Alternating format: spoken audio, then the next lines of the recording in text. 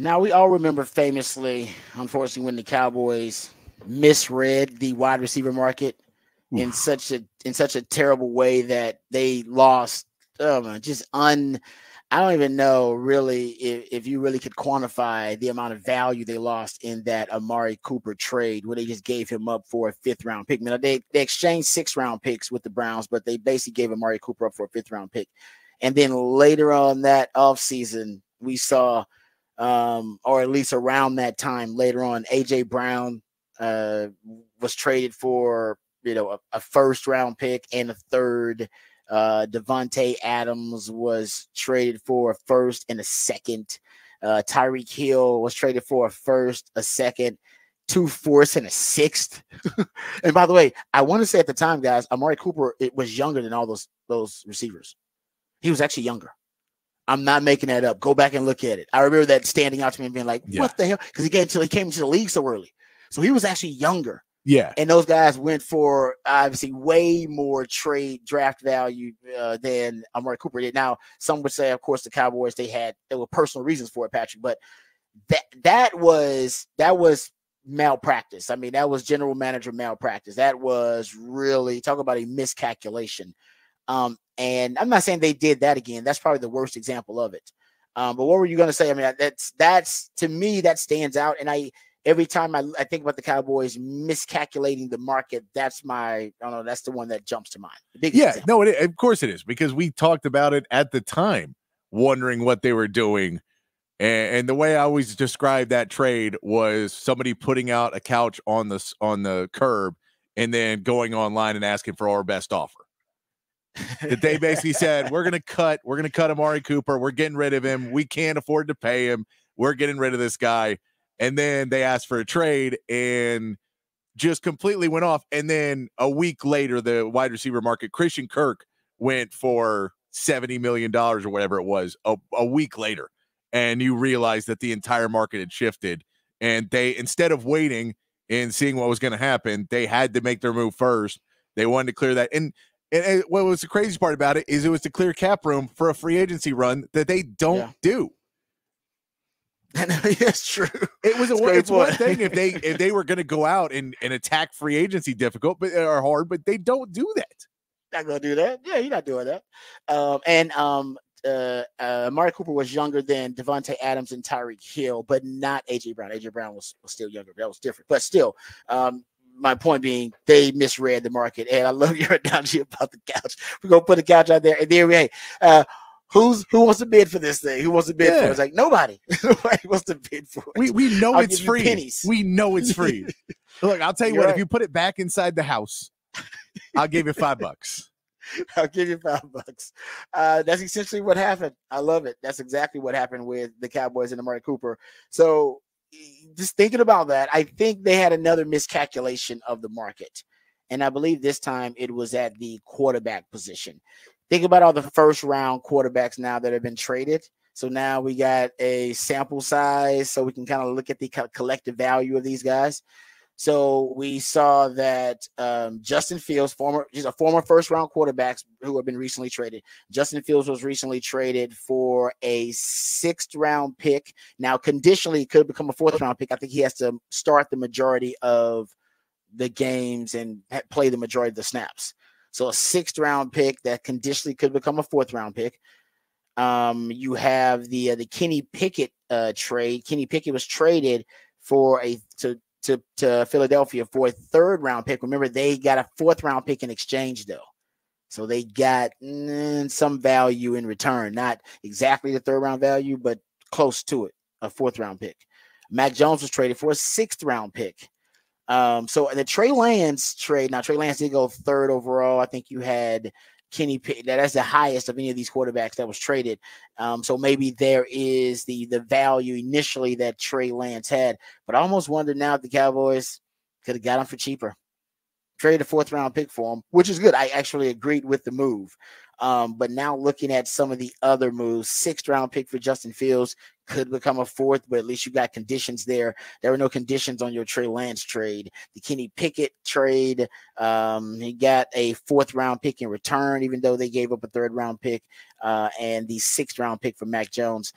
and except this is a game of inches here. Now we're talking about difference being negligible, but it adds up when you're talking about the accumulation of value over time with players who outperform and underperform their contracts. And that's all you're trying to do is to get players to outperform their deals. Yeah, and I mean, Trey Lance right now, I don't know if he's outperforming his deal. He's an investment right now. Yeah, an investment in Trey Lance. Because again, Trey Lance wasn't a backup, and he may never even be a backup for the Cowboys because Cooper Rush still the backup. Cooper Rush is still the backup. Yeah. Trey Lance is hopefully we don't draft quarterbacks, and this guy will turn out to be the pick that he was supposed to be. But I think that if I remember correctly, there was other teams reportedly offering a fifth for Trey Lance. And the Cowboys came in and said, we'll do the best offer. We want to get it done. So the Cowboys offer a fifth. They weren't going to get him. So the deal was they could have gone for a different quarterback. They could have waited and gone for Kenny Pickett the year after. They could have just drafted somebody with that pick and seen if that would have worked out.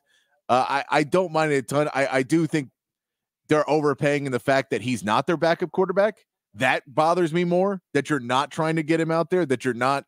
I said it all last year. It bothered me that they used 2 roster spots for 2 guys that did not see the field in Deuce Vaughn and Trey Lance when you had so many problems and so many other holes that you need another running back on that committee and you didn't go out and sign one because you had to keep Deuce Vaughn on the roster. That you couldn't just put 2 quarterbacks because if you knocked Trey Lance down to the practice squad, someone else would go pick him up. You had too many guys that were projects on a team that was competing for a Super Bowl. I thought that was an issue of just roster management wise. But overall, I don't mind the trade of a 4th round pick for it if you believe that he's really going to be good. If you didn't do your scouting enough and you were just taking a shot because you watched ESPN and they said he was going to be good one day and you didn't have your own scouting report and have your own guys in the room telling you, no, we can make Trey Lance great. If Mike McCarthy wasn't telling you that he could make Trey Lance great, that would worry me about the trade. But it's not that because they didn't pay a 4th round pick for a backup quarterback. Cooper Rush is their backup quarterback. They paid a 4th round pick for a 3rd round for a 3rd string quarterback who may never ever see the field in Dallas. Yeah, that's what they did. And that's so there is no judge for that because no one would ever trade for that.